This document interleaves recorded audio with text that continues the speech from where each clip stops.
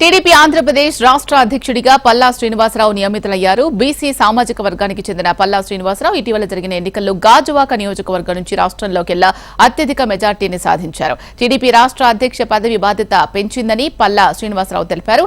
రాజధాని అమరావతి, పోలవరం పూర్తి చేయడమే తమ ముందున్న లక్ష్యమన్నారు. రిషికొండ భవనాన్ని ఏం చేయాలన్న విషయంపై అధిష్టానం నిర్ణయం తీసుకుంటుంది అంటున్న టీడీపీ రాష్ట్ర అధ్యక్షుడు పల్లా శ్రీనివాసరావుతో మా ప్రతినిధి అనురాధ ఫేస్ టు ఫేస్. విశాఖలోనే అత్యధిక మెజారిటీతో రాష్ట్ర వ్యాప్తంగా కూడా అత్యధిక మెజారిటీతో గెలిచిన ఎమ్మెల్యే పల్లా శ్రీనివాస్ గారికి ఈ రోజు టీడీపీ రాష్ట్ర అధ్యక్షుడిగా కూడా బాధ్యతలు అప్పగించడం జరిగింది. మరి ఉత్తరాంధ్ర నుంచే చాలా బాధ్యతాయుతంగా ఈ బాధ్యతను ఆయన నిర్వహించబోతున్నారు. అలాగే ఆయన ముందున్న లక్ష్యాలేంటి, అలాగే పార్టీ బలోపేతానికి ఆయన ఇంకా ఎలాంటి ఫోకస్ తో ముందుకు వెళ్ళబోతున్నారు, ఈ అంశాలకు సంబంధించి ఒకసారి మాట్లాడే ప్రయత్నం చేద్దాం. సార్, ఉత్తరాంధ్ర నుంచి గతంలో చూసుకుంటే కనుక కళా వెంకట్రావు గారు అలాంటి సీనియర్స్ అంతా కూడా ఈ పదవిని అచ్చెన్నాయుడు గారు ఇట్లా నిర్వహించారు. తర్వాత మీకు అవకాశం వచ్చింది. ఇప్పుడు ఉత్తరాంధ్ర మీద మీరు ఎలాంటి ఫోకస్ చేయబోతున్నారు, అలాగే రాష్ట్ర వ్యాప్తంగా పార్టీ బలోపేతానికి ఇంకా మరింత బాధ్యత మీ మీద పెరిగింది కదా, ఏమను? ఈరోజు ఉత్తరాంధ్ర నుంచి నాకు రాష్ట్ర అధ్యక్షులుగా ఇవ్వడం జరిగిందండి.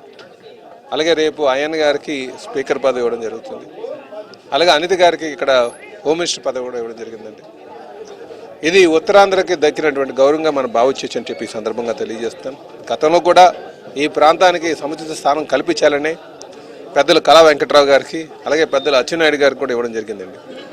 సో ఈరోజు నా ముందున్నటువంటి గురుతర బాధ్యత ఏంటంటే అధికారంలో ఉన్నప్పుడు కార్యకర్తల్ని ప్రభుత్వంలో భాగస్వామ్యం చేయడం ఎలాగా, వాళ్ళకి కావాల్సినటువంటి నామినేటివ్ పదవులు ఎలాగివ్వాలి, వికేంద్రీకరణకి అద్దం పట్టేటట్టుగా ఏ విధంగా ముందుకు వెళ్ళాలి అనే ఆలోచన చేయడానికే, ఒక సమన్వయం చేయడానికి నాకు ఈ బాధ్యతలు అప్పచెప్పారని చెప్పి తెలియజేస్తున్నాను. కనుక ప్రతి కార్యకర్తకి ఎవరైతే గత 5 సంవత్సరాలుగా కష్టపడి ప్రభుత్వాన్ని అధికారం తేడానికి కృషి చేశారు, పార్టీని అధికారం తేడానికి కృషి చేశారు, అధికారం వచ్చిన తర్వాత కూడా వాళ్ళకి సముచిత స్థానం కల్పించడంలో మా పాత్ర కీలకంగా ఉంటుందని చెప్పి తెలియజేస్తున్నాను.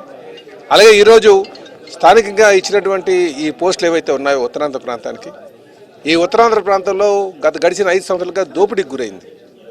అటు మొత్తం తీర ప్రాంతం అంతా కూడా మీరు చూసుకోండి, ఇక్కడ గంగవరం పోర్టు కావచ్చు, ఇటు సిబిసిఎన్సి భూములు కావచ్చు, దసపల్లా భూములు కావచ్చు, అక్కడికి వెళ్ళేసరికి భోగాపురం ఎయిర్పోర్ట్ దగ్గరికి వచ్చేసరికి సన్రైజ్ రిసార్ట్ కావచ్చు, రామానాయుడు స్టూడియో కావచ్చు, హైగ్రేవా కావచ్చు, రేడియన్స్ కావచ్చు, ఇలాగ వీళ్ళు ఇష్టం గూడుకొండ చేయడం కావచ్చు, ఇలాగ ఇష్టానుసారం వీళ్ళు దోపిడీ చేసి ప్రజలందరినీ కూడా ఇది రాజధాని చేస్తారని ఆశల పల్లకులో కూర్చోబెట్టి వాళ్ళు గంజాయి రాజధానిగా చేయడం అటు తీరును కూడా ప్రజలందరూ కూడా ఎండగట్టి ఈరోజు వాళ్ళ ఇంటికి పంపించారు. వీటిలన్నింటి నుంచి కూడా ఈ ప్రాంతాన్ని కాపాడాలంటే స్థానికంగా ఉన్నటువంటి నాయకత్వానికి మంచి స్థానం కల్పించాలనే ఉద్దేశంతోనే తెలుగుదేశం పార్టీ జాతీయ అధ్యక్షులు, ముఖ్యమంత్రి అయినటువంటి చంద్రబాబు నాయుడు గారు, అలాగే జాతీయ ప్రధాన కార్యదర్శి లోకేష్ బాబు గారు ఒక ఆలోచనలు కనుక వాళ్ళ ఆలోచనకు అనుగుణంగానే ఈ ప్రాంతాన్ని అభివృద్ధి చేయడానికి మేము సర్వశక్తిలో కృషి చేస్తామని చెప్పి తెలియదు. ముఖ్యంగా రివెంజ్ పాలిటిక్స్ ఉండవు, ఖచ్చితంగా అభివృద్ధి మీదే మా ఫోకస్. కూటమి నాయకులంతా కూడా అభివృద్ధి లక్ష్యం దిశగానే ముందుకు వెళ్తున్నాము. రివెంజ్ పాలిటిక్స్ అన్నది మా పాలసీయే కాదు అని చెప్పేసి ఇప్పటిదాకా మీ అధినేత చెప్తూ వస్తూ ఉన్నారు. మీరు కానీ గతంలో చాలా సార్లు మమ్మల్ని ఇబ్బంది పెట్టారు కాబట్టి ఖచ్చితంగా వాళ్ళ మీద చర్యలు ఉంటాయంటున్నారు. సో ఇవన్నీ కూడా ఎలా సమన్వయం చేయబోతున్నారు? మాకు రివెంజ్ పాలిటిక్స్ అనేది తెలుగుదేశం పార్టీ ఎజెండా కాదండి. కానీ ఎవరైతే చట్టాన్ని అతిక్రమించారో, అధికారాన్ని దుర్వినియోగం చేశారో, అధికారం ఉన్నప్పుడు ఇష్టానుసారం ప్రవర్తించారో వాళ్ళందరి మీద కూడా చట్టపరమైనటువంటి చర్యలు తీసుకుంటాం. మాకు ప్రత్యర్థులకి శత్రులకి క్లియర్ కట్గా మాకు ఆ తేడా తెలుసు.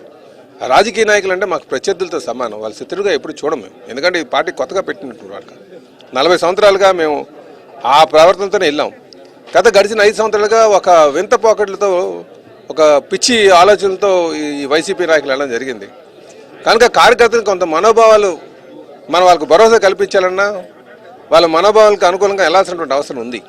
కనుక వాళ్ళకి ఎవరైతే కక్షపూరితంగా మేము చేయం కానీ చట్టాన్ని అతిక్రమించారో, రాజకీయ వేధింపులు గురి చేశారో వాళ్ళందరికీ మీద కూడా చట్టపరమైనటువంటి చర్యలు ఉంటామని చెప్పి తెలియజేస్తుంది. ఇక్కడ మొత్తానికి రాష్ట్ర అధ్యక్షుడిగా పార్టీని బలోపేతం చేయడంతో పాటు ఇక్కడున్న స్థానిక సంస్థల మీద కూడా స్థానిక ఎమ్మెల్యేగా తాను పోరాటం చేయాల్సిన అవసరం ఉంది. కాబట్టి ఖచ్చితంగా ఆ విధంగా అన్ని నిర్ణయాలతోని కూడా, అన్ని ఆలోచనలతో కూడా ముందుకు వెళ్ళబోతున్నాము. ఖచ్చితంగా విశాఖపట్నం అభివృద్ధి వైపే మా ఫోకస్ మొత్తం ఉంటుంది.